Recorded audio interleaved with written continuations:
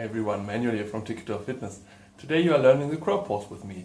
I'll break it down into easy to follow steps, so make sure to watch the whole video. And you can learn this today. No matter your weight, how tall you are, how experienced you are, you can do this. It's not so hard as you might think. It's mostly balance and a little bit of wrist strength.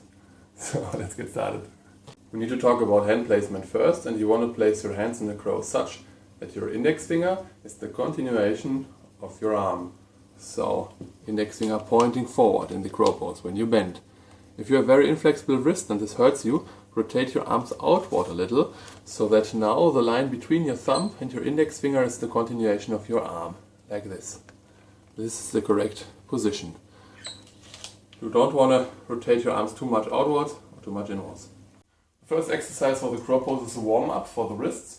So stand on your toes like this, turn your knees outward, and now place your hands in between your thighs and index finger pointing forward. Arms are straight, and now you rock forth and back, forth and back.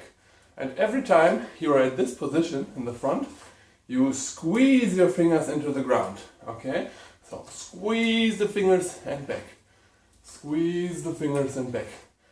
This will prepare you for the crow pose, because when you fall over in a crow pose, like this, the squeezing of your fingers will bring you back to the normal position. Okay, so let's do this about 10 times. Squeeze and back, squeeze and back. Your fingers are preventing me from falling over. Okay. That was the warm-up. For the first step, find yourself an elevated object. I've taken a block, but you can also use a book or anything else that elevates you. Place your toes on it. And now your knees are about shoulder width apart. Not like this, but shoulder width. Place your hands like I said earlier, index fingers pointing forward. And now you look forward. If you have the fear of falling over and face planting, you can also place something here, like a blanket or a pillow. And after you've done so, you need to find the right spot in your elbow to place your knees. If you extend your elbow to the max, there's a small hole here. Do you feel this? That is where you place your knees into, like so. And now, the first progression will be press your knees into the hole of your elbow. Lean forward and now bend at the elbow just so much that you're still comfortable, and now press your fingers so that you come back. The squeezing. Let's do it again. Lean forward with your toes, bend the elbow, knees are pressed into the arm, and once you start to feel uncomfortable, press your fingers so you come back.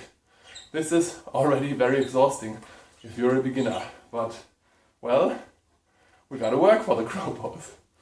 Once again, another thing is if you go forward, don't look like this or hyperextend your neck, but look into this direction. And again, knees pressing into the arms, looking a little bit forward, and going forward, and squeeze your hands back to the normal position. Once you've done this plenty of times and you feel comfortable in this lean, you can start to take one foot off, like so. Okay? And then you practice it on one foot. I would say about 15 seconds to 30 seconds if you want, depending on your stamina.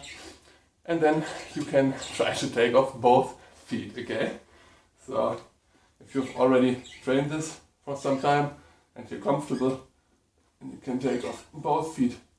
And the correct form is to lift the feet up in the air and point them together.